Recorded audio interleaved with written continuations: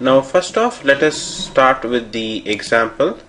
Let us create a class file. So let's first create a package. Right click on the source folder, new package, and over here you can say something like com.hibernate.say chapter 1. And in this particular package com.hibernate.chapter1, let us create a new Java class, and let us call this class, say, employee.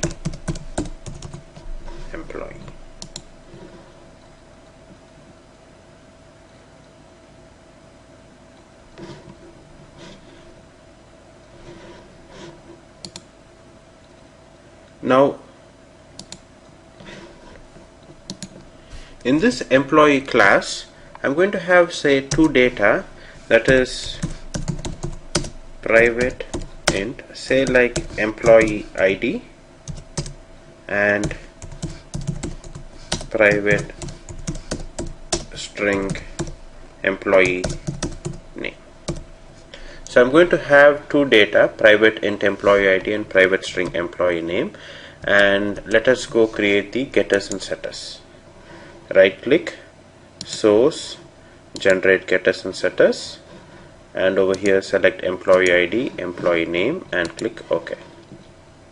So that we have now created a class with like two private data and then like the getters and setters. Now, do you know what is the difference between a Java class and a Java bean? Well, the main difference is a bean is nothing but a class, but then it follows certain rules. Two rules basically. The first rule is for a class to be called a bean, it should have private data, and the data should be accessed using the getters and setters, and then it should have a no args constructor. But since all classes come with the no arguments constructor, we don't have to worry about that. For this one, we just will create two private data, employee ID, and then we'll create the getters and setters. Now after creating this class, now I've decided, okay, I'm going to use Hibernate to create a table out of this class. I want to use Hibernate to create a table out of this class. Now to create a table out of this class, all I have to do is go on top of this public class employee, annotate it, that is give an @ symbol, and after that you will have to type a capital E and then put control and space. You create a control and space bar. If you put a control and space bar after that E, it will give you this list here, that is @ capital E and control and space bar together. Now you will see like entity in org.hibernate.annotations and org.javax.persistence. Select javax.persistence. The reason why you should select javax.persistence is we are using JPA annotations, not Hibernate's annotations. We are not using Hibernate annotations, we are using JPA annotations. The advantage of using JPA annotations is JPA is Sun Java standard.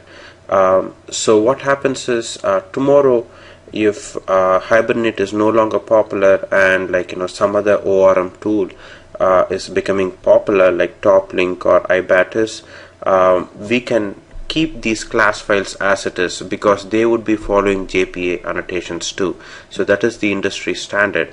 If you use org.hibernate.annotations, what is going to happen is tomorrow if your company decides to go with some other ORM tool, you will have to come and change all these class files to the new annotations.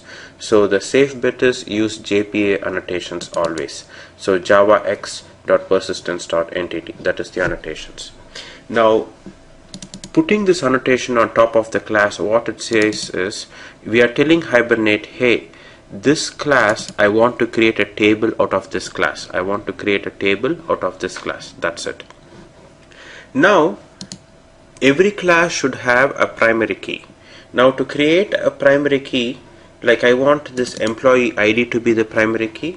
So what I will do is I can either do it here right on top of this private int employee ID, or I can come and do it on the getter method. It's either on the getter method or this wherever the data is specified. Usually the industry standard, I have noticed most people do it on the getter method. Now come on top of this get employee ID, the column that you want to be the primary key, and put this at symbol and then type I and then put a control space, and you will get this ID JavaX persistence. That means this is now a primary key. Now this is going to be a primary key, and that is it. Now you can save this. It is as simple as that. We have told Hibernate, okay, this is going to be a table called employee with this employee ID going to be the primary key. Make sure it is on the get employee ID, not on the set employee ID. It's either here on top of the data or the getter method. Okay, this class I'll be using the getter method.